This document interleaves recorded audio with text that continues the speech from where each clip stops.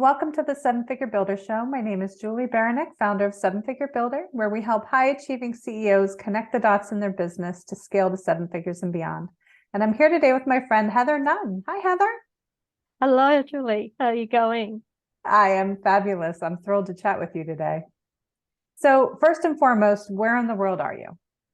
I'm in Brisbane, Australia. So we're quite chilly here at the moment.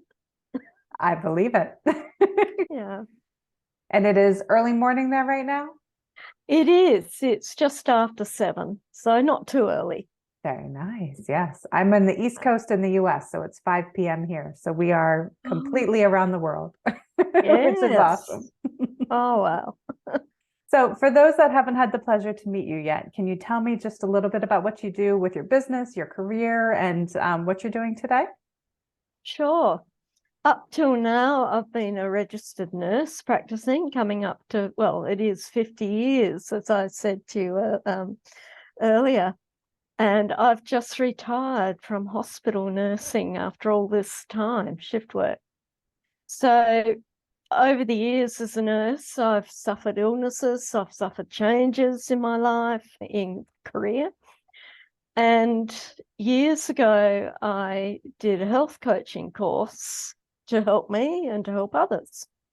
And that was through the Institute of Integrative Nutrition. It was online and I was able to do it. So I've had it in the back of my head, I've had health and wellness at it, and I like to aim at every age, every stage of your life. And so now I've retired, I've got time to pursue that interest and to pursue the help that I believe I have to give to people, which is cutting through the noise of the health and wellness industry out there and looking at what that actually means to you. And because wellness, health means different things to different people. If you're suffering an autoimmune disease, for instance, your wellness isn't going to feel like somebody who doesn't have it. So, yes, that's my stage and my plans for now. I love it. That's amazing. And thank you for 50 years as a nurse. That's, to me, a massive accomplishment, having been in the nursing field myself for about 11 years and, had my own experiences there, but that's an amazing accomplishment. So thank you for that. Some might have other words for it. Yeah, I'm sure, but we need awesome nurses out there. So yeah, I'm sure you've seen a Absolutely. lot and experienced a lot in your career. I certainly have. I've experienced, well, at this age, I started in the 70s. Life was very different back then. We still wore the cap or the veil.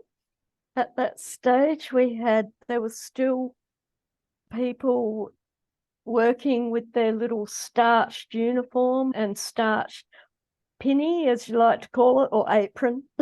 That's apron in our terms. And yes, I've scrubbed metal pans, I've moved metal beds and people in them. And yeah, so life's changed dramatically.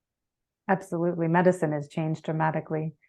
And Oh, what area of nursing were you in primarily or throughout your career? I started off as what we call here, I'm not sure what it is over there. I was an enrolled nurse, which was a 12-month course at the time. And I worked for 8 years or something. And then I did my general nursing course in the hospital system at the time.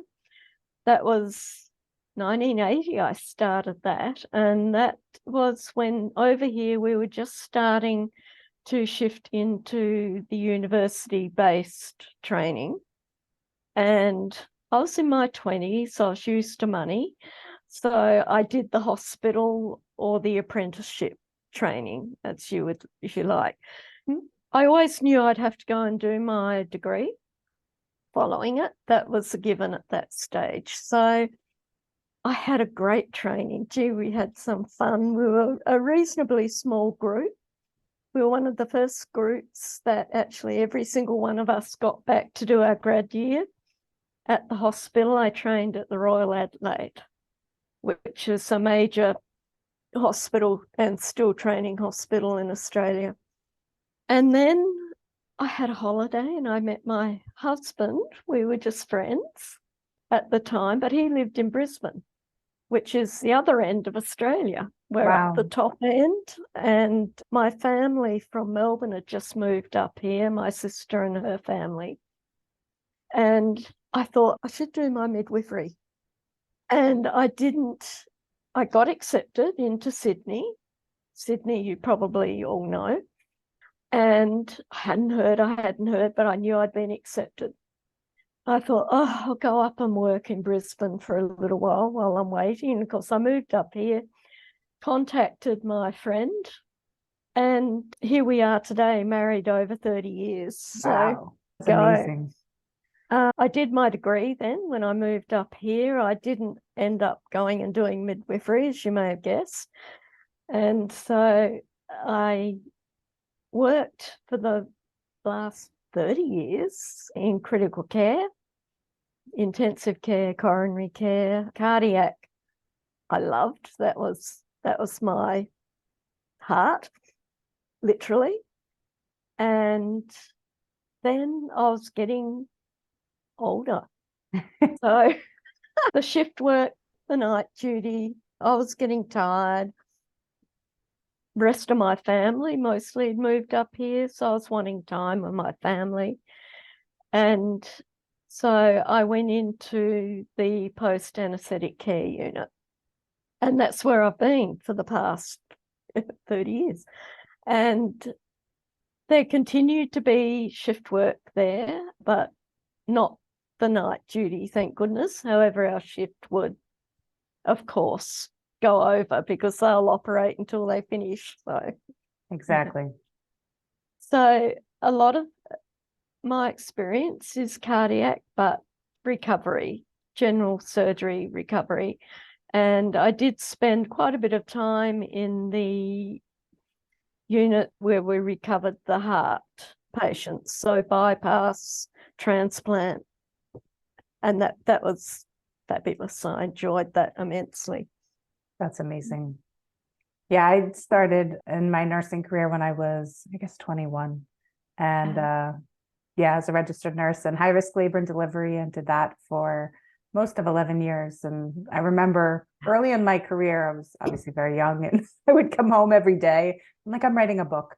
Like, I worked at a city hospital, not that I knew everything at all. It was just, I worked at a city hospital. And for me, I was like exposed to the craziest scenarios that I never would have guessed in a million years.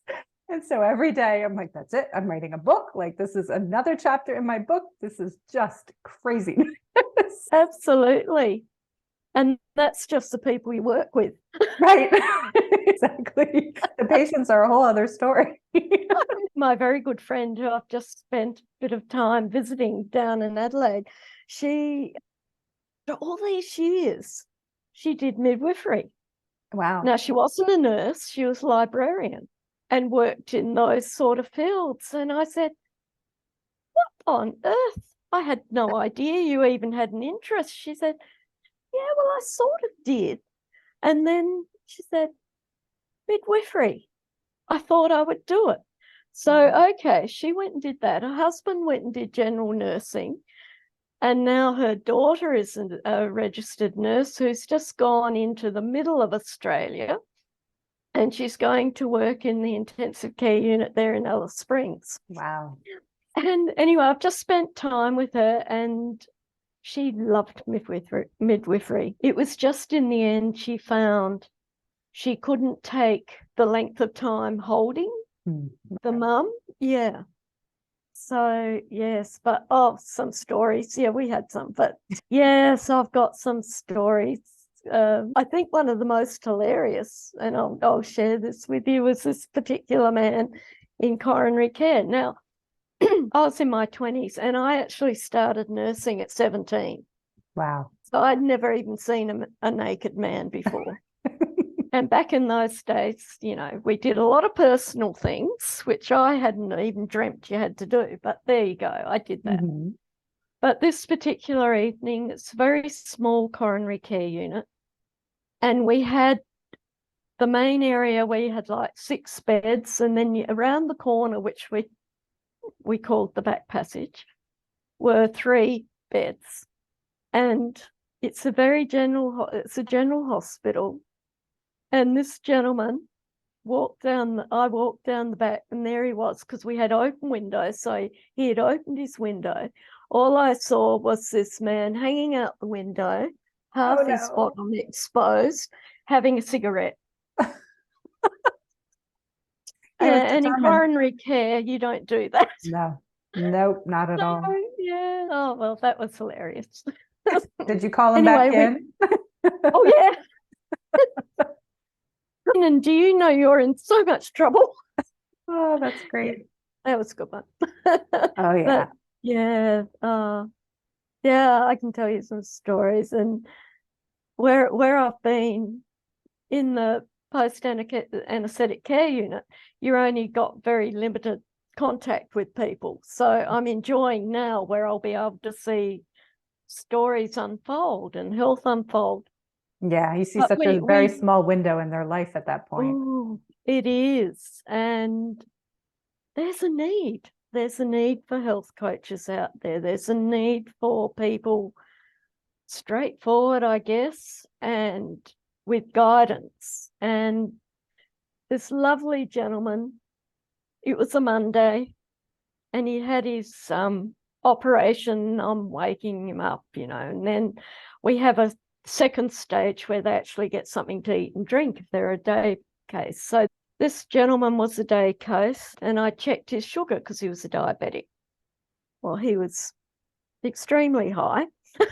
And I said to him, I said, okay, I understand you wouldn't have taken your medication today, or you would have taken half, you know, like they advise. And he said, oh, no, I didn't take it today. I said, well, you're pretty high. I said, when did you take your last medication? He said, oh, Friday. And I'm like, oh, okay, right.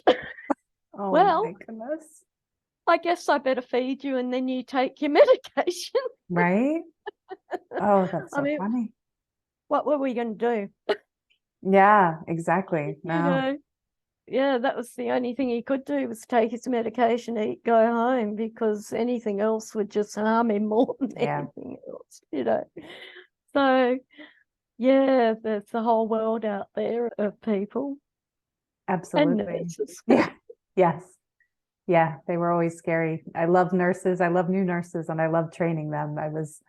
Yeah, it's always fun when they think they know everything when they get out of school, and it's like, oh, you have so much to learn. As we all do. Doesn't your heart go out to them? Mm-hmm. You know, we have the students and they buddy with us, you know, and you're looking at them and you're thinking, oh, love. You're registering in a couple of months. Yeah. And you're having difficulty with the simplest action here because you've not done it before, you know. And yes, you just know they're going to come out and there's going to be many tears and many heartaches, you know. And you say to them, you know, when you come out, you're going to be, you're it. They're going to expect you to know. The doctors aren't going to know any different. They just know you're a new face. You know, how can I help you? What do you think's the biggest thing you need to know now? Yeah. And yeah, you just go from there, from the basics, and just even the muscle memory, drawing up an injection, you know, just those simple things that we take for granted. Mm-hmm. The pan in the hopper the correct way. That's important too. Oh, golly. So how has, you know, you have a vast wealth of nursing experience, and in my mind it's obvious, so I'll ask the obvious question, but how has that translated to your health and wellness focus? And how have you, you know, used your nursing career to help other people with that? Yeah, well, I ended up having a growth in my liver, which was not cancerous.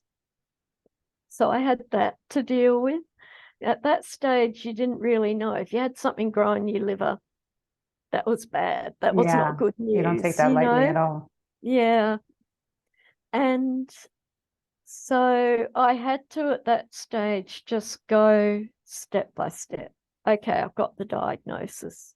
Right, there's something there.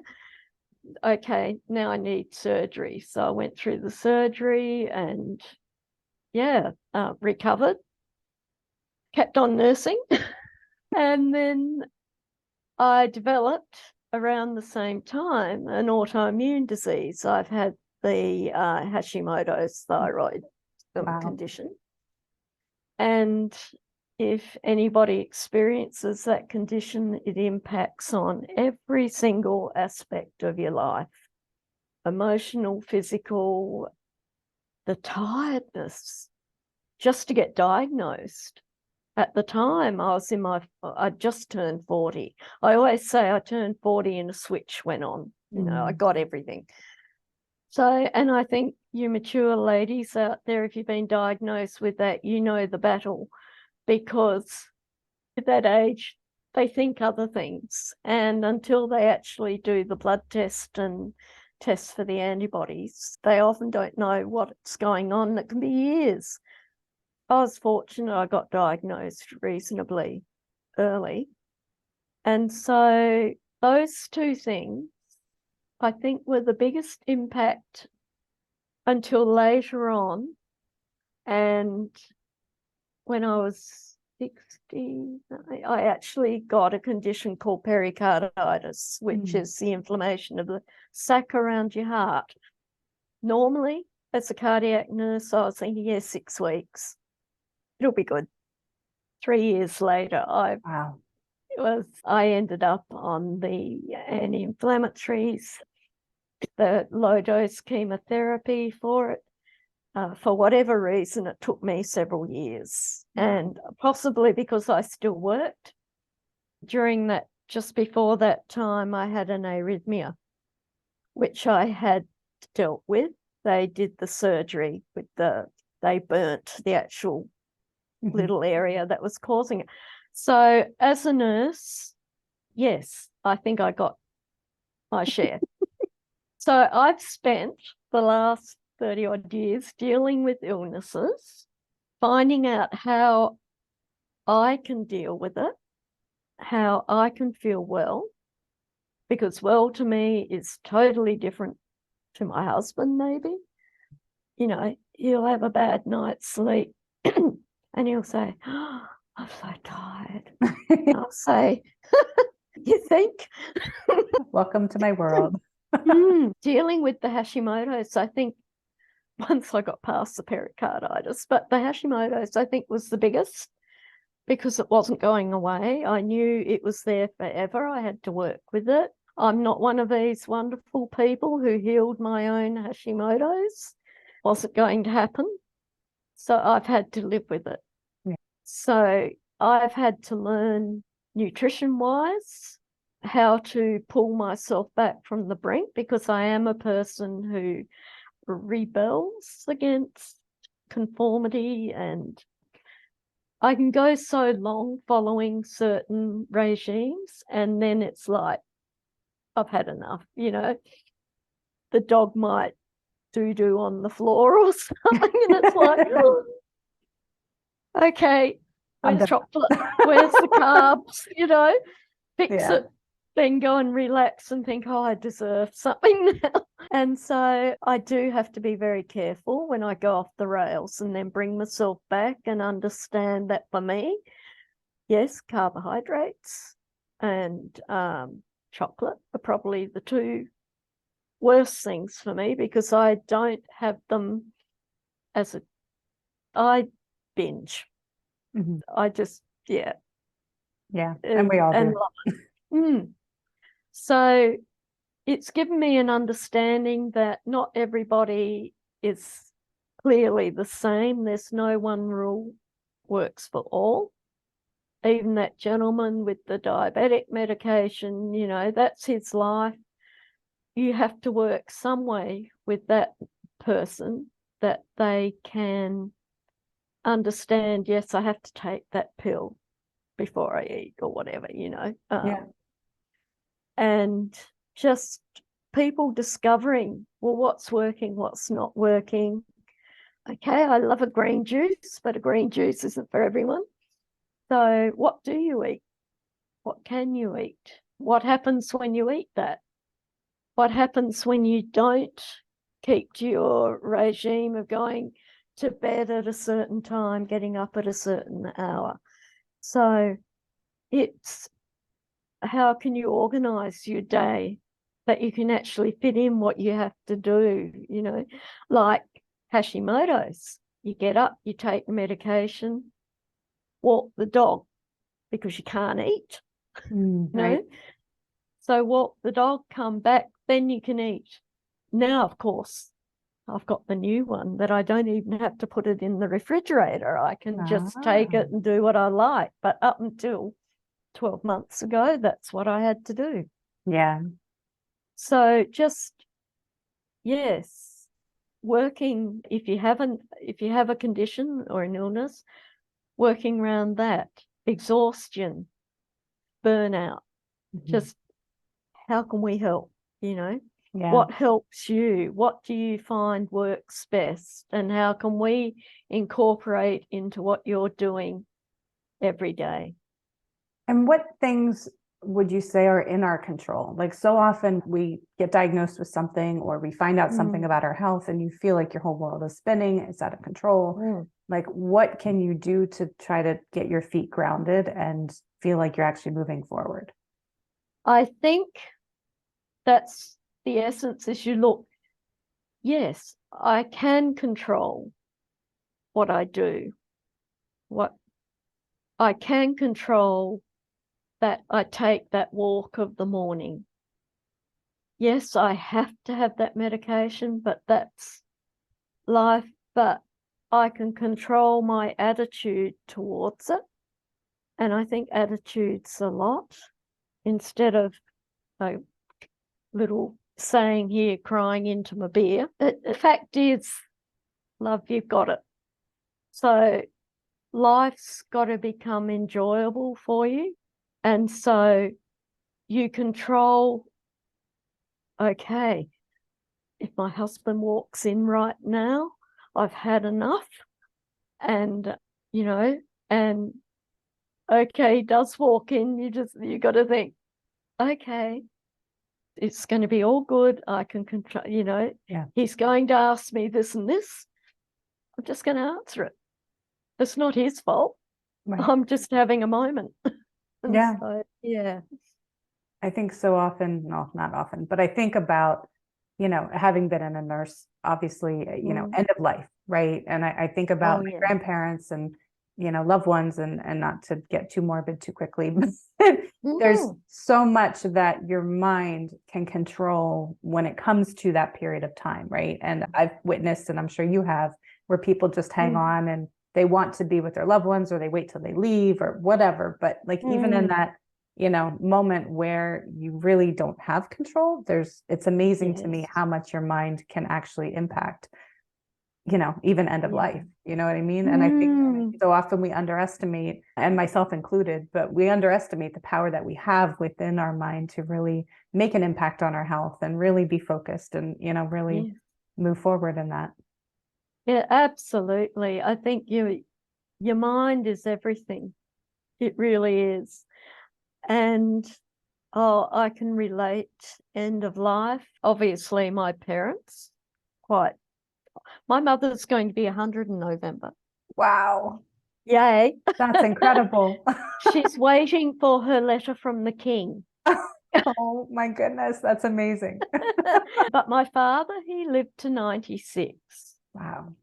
Sadly, he had had a stroke just about 4 years prior to his death. And we were devastated because he had the depression with it. Oh, Mum, it was too much for my mum in the end because she wasn't young and he was losing control of things, even his bodily functions and that. So sadly, he had to go into care. We've seen the good, the bad, the ugly of that, but Yeah. eventually we found the good. And we would go and visit him, and he wasn't going anywhere. He wasn't, but he wouldn't, he was just skeletal in the end because he wouldn't eat, and he required every sort of care you added. Now, as a family, that's devastating watching your strong, hilarious, opinionated father, but he kept on. And in the end, his last few hours, his 48 hours, one of us was with him. Mm-hmm. And at the very end, I did the night shift. So I was there and I drove back to Brisbane an hour away, and I got to Brisbane. I don't even think I got in the shower, and I got the phone call.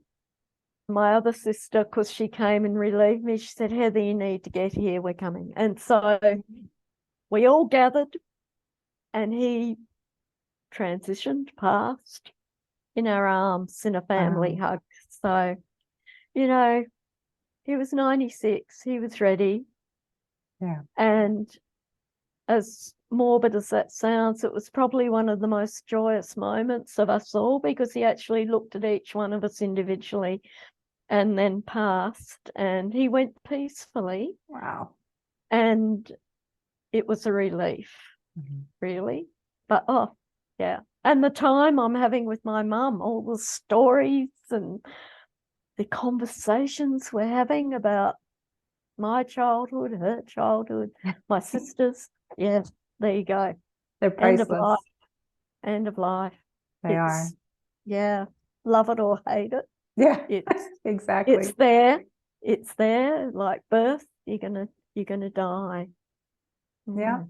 No, I think that's awesome that you can spend that time with your mom and, get those stories. And I spent a lot of time with my grandparents, and I actually wrote, with family's help, we wrote an autobiography of their stories and their life stories. And those are some of my most treasured moments, are sitting with them and recording it. And I used to transcribe it.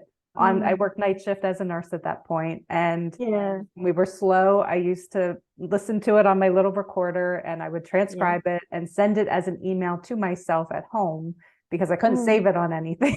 So I would do piece by piece by piece, and ultimately it became, this book and something awesome that we have as a family. But yeah, I love those stories. They would have loved that, the family. Just, yeah. We get, as a nurse, you get to experience so much in that way. The joy of birth, Yeah.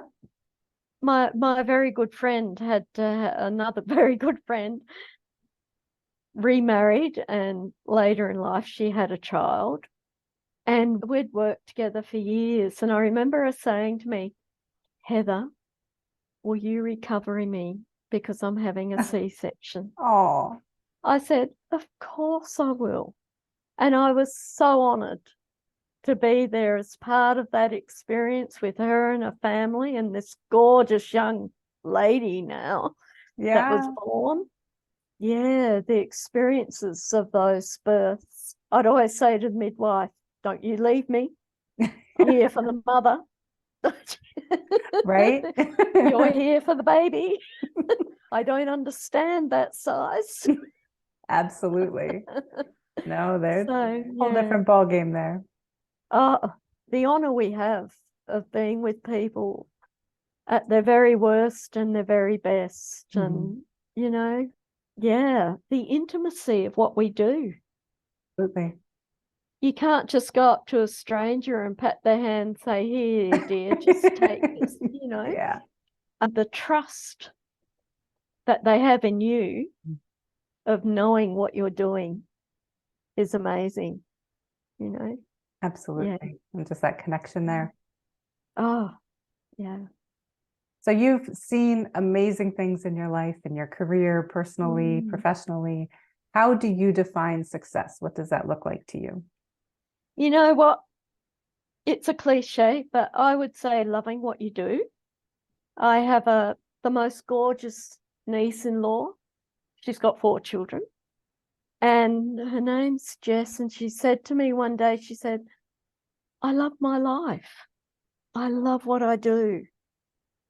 And I looked at her, and I have to say, it almost brought tears to my eyes, because there's very few of us, I believe, that can say that. And that's my goal, is to be able to genuinely say, I've loved my life. Yeah. So to me, that's success. I love it. It really is, because you can do everything else. But if you're unhappy, if you're an ugly personality because of what you're doing, you know, you've got to, just love it. Find out what your love is. Absolutely. No, that's so powerful. And I agree with you 100%, because you can have the most riches in the world, and if you're miserable, you're miserable, right? I know. It doesn't make it better. And I had never ever had anybody say that to me before. No. Which is amazing. You know, you think, I mean, we're all happy in that, but genuinely, she loves her husband, she loves her children, she loves her life. That's awesome. That's very amazing. blessed. Yeah. So if you had the attention of the whole world for 5 minutes, what would you tell them?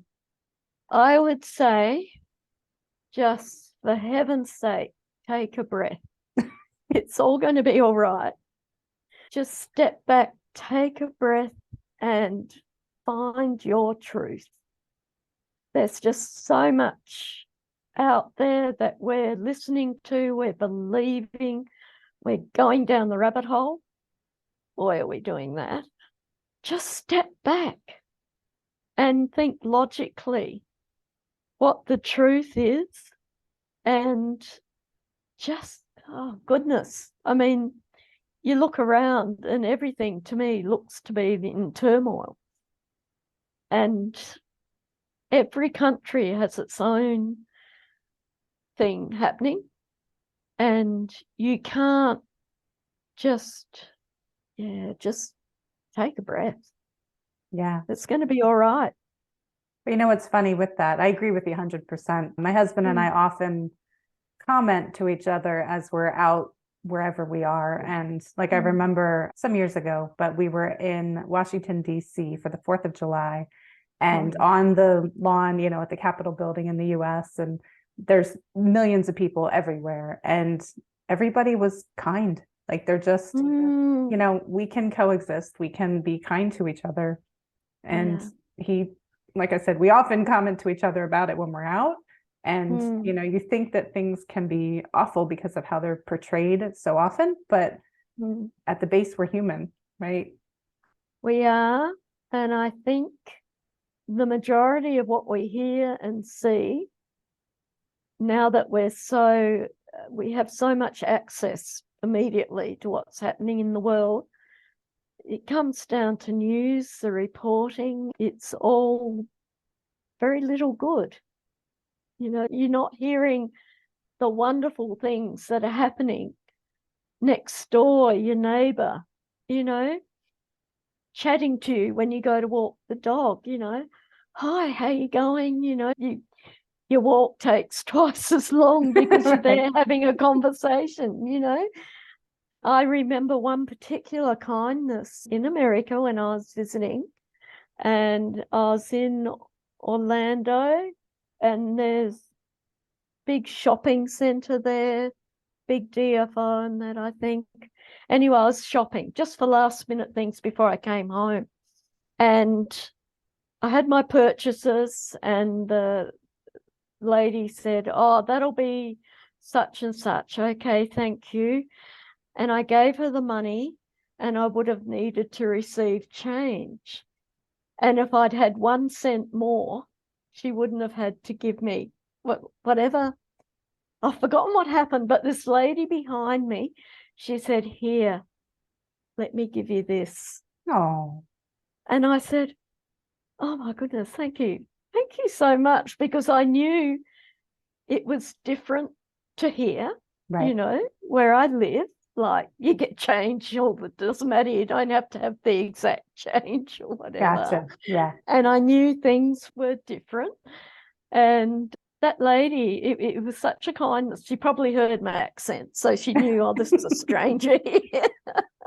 Crocodile Dundee or something, Let's help her out. And you see that so often, just things, the kindness of friends, but particularly, a stranger. Yeah. But we are kind deep down. So, we're not how we're portrayed. Yeah. Every Yeah. night. That's my favorite personally. Like even this morning, actually, it happened. I went to get coffee at the coffee shop at Dunkin' Donuts here in the States. And oh, yeah. I pull up to the line, and my favorite thing to ask is, how much is it for the person behind me? And then I pay for mine, I pay for theirs, and maybe leave something for someone else, and then off I go. And it's like, I don't see it. And the one day I did it, and I do it often, and I pulled up to a parking spot, and I was having an awful day, actually. And I was talking to someone on the phone and just lost in my own thoughts. And someone pulls up next to me, and I'm like, what are you doing? Like, why are you pulling? And he was trying to say thank you. Oh, right. You're welcome. I was so lost in thought. It is appreciated. Yeah. Our little actions do make a difference. They do. And we forget that. Even in my career, what hasn't meant anything to me, someone's come up to me and said, do you know that made the biggest difference? Yeah. A student who I recognized what his joy would be in his work, and I gave him advice. You will love this if you go there. That's the hospital to go to. And I think 12 years later, I went back to this hospital I'd worked in, and there he was. Wow. Working where he said, you had it, you got it. And I said, great. You changed the course of his life. I did. That's amazing. Yeah. So we are powerful. Yeah. There is the power of one. Absolutely. And for those listening, take that as a personal challenge to reach out and, take care of somebody around you and help somebody around you, and you don't know the impact that you have. So where can people find you online? How can they reach out to you? Okay, they can find me on Facebook, Heather Isabel, and it's also my website, which, please, everybody, it's a work in progress. Please be patient because things are changing. And that's actually probably the better place, I guess, is heatherisabel.com. Perfect. And we will have all the links down below for people to come check it out. I I think I've given you some links there, but you can find me on Facebook or Instagram. But yeah. Awesome. And if you have anything you would like on the website, everybody, let me know. That would be helpful. Definitely. Yeah, definitely come check out Heather's website, and with your health and wellness and nutrition. And I love your passion of health and wellness for all ages. That's amazing, because it's absolutely needed. Awesome. We don't want to get to 90 and be in a wheelchair. No, we don't. That's no fun for anybody. Well, thank you, Heather, for being on today. Really appreciate it. Thank you so much, Julie. This has been an absolute joy. Absolutely. And you can find me at sevenfigurebuilder.com. And if you found value in this episode, please do share it. That's how people find us. And I look forward to seeing you on the next episode.